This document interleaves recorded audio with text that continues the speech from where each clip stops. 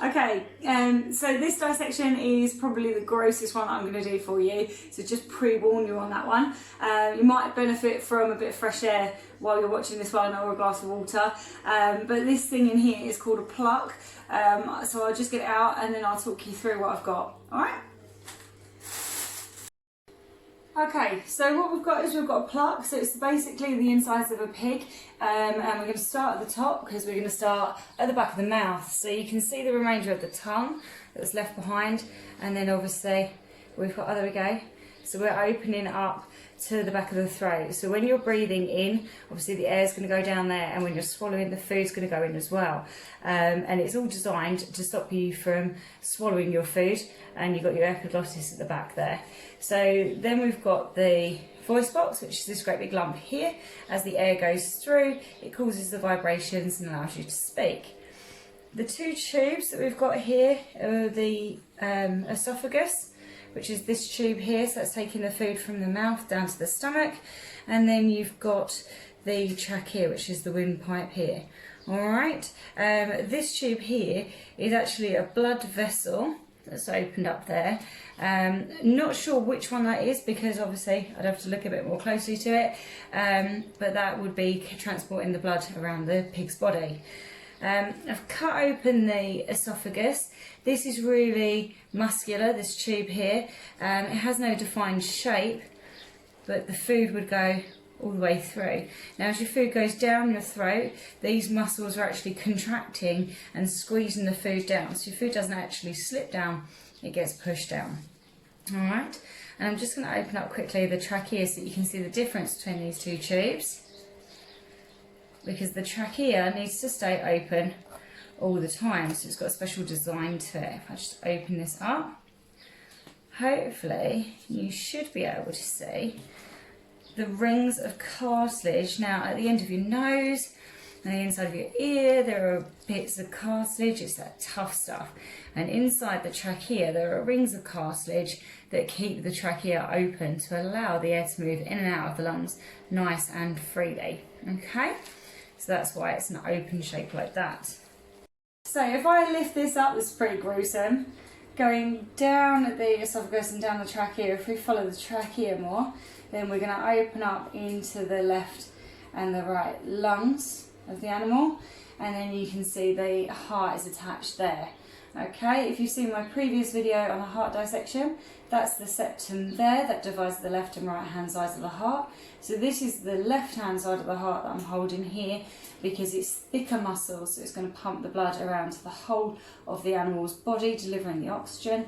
And this is the right hand side of the heart here, because the muscular walls are much thinner, and so that's just pumping the blood to the lungs. As you can see, the heart and the lungs are really close together, so that's why that muscular wall only needs to be really thin. Okay, so I'm just going to remove the heart off here, remove this connective tissue, so we can see how the trachea branches into the lungs, to show you that in a bit more detail. Okay? Okay, so I've managed to detach the lungs from the rest of the connective tissue and the other organs I've got in the tray. It's quite a lot of work, but hopefully you can now see the lungs quite nice and clearly. So the trachea is here, and that opens up into two main bronchi, so the left and the right bronchus, and then these branch out into further smaller tubes called bronchioles and go further inside the lungs.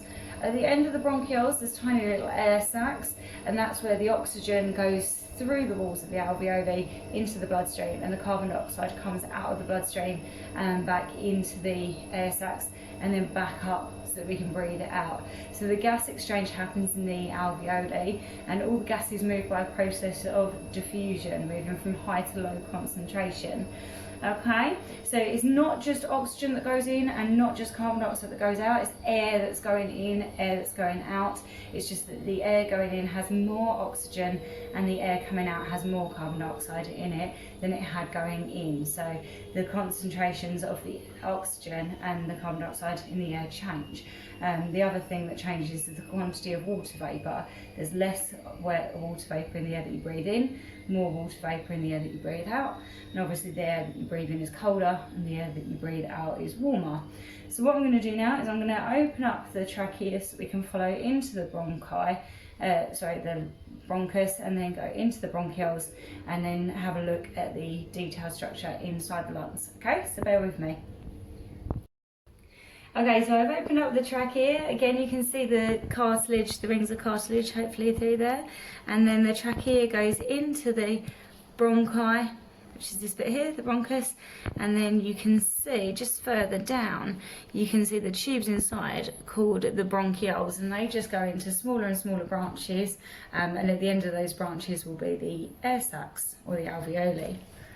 Okay.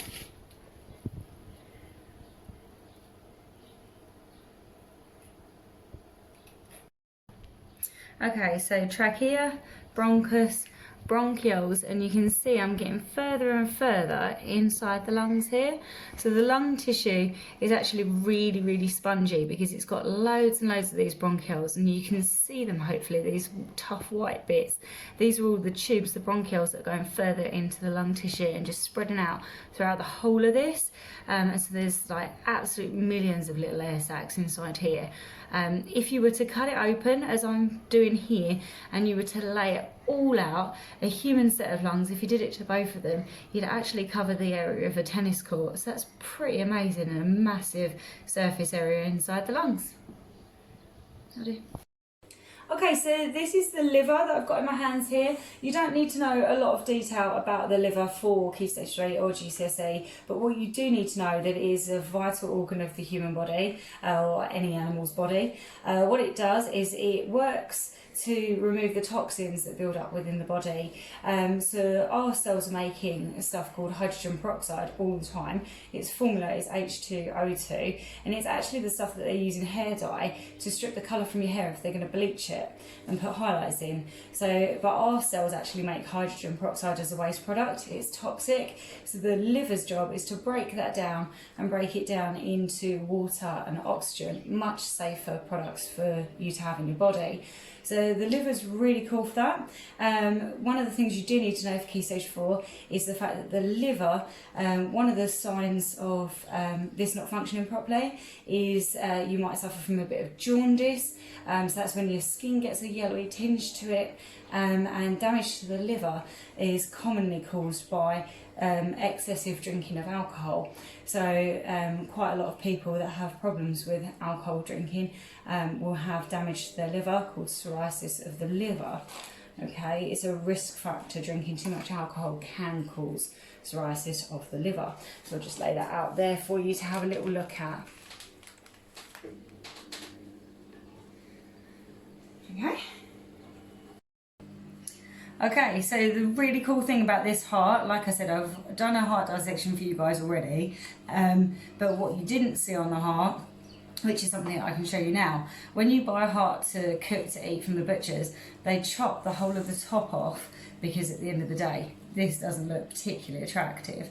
But when you look this side, what you can see is you can see all the major arteries and veins going in and out of the heart, and even this one up here. Okay, so you guys need to know for GCSE level about the pulmonary artery, the pulmonary vein, the aorta and the vena cava, and you can work out which one's which by where they go. So this one here, if I just put my finger in this vessel here, gross, I know, normally makes you scream, is actually going down here. It's down to the bottom of the left-hand side of the heart, so it's going down to the ventricle. So the blood would actually be forced up from the bottom of the ventricle and out through the main artery coming out the left-hand side of the heart called the aorta. This would then take oxygenated blood out and around the body so it can be used up in the process of respiration.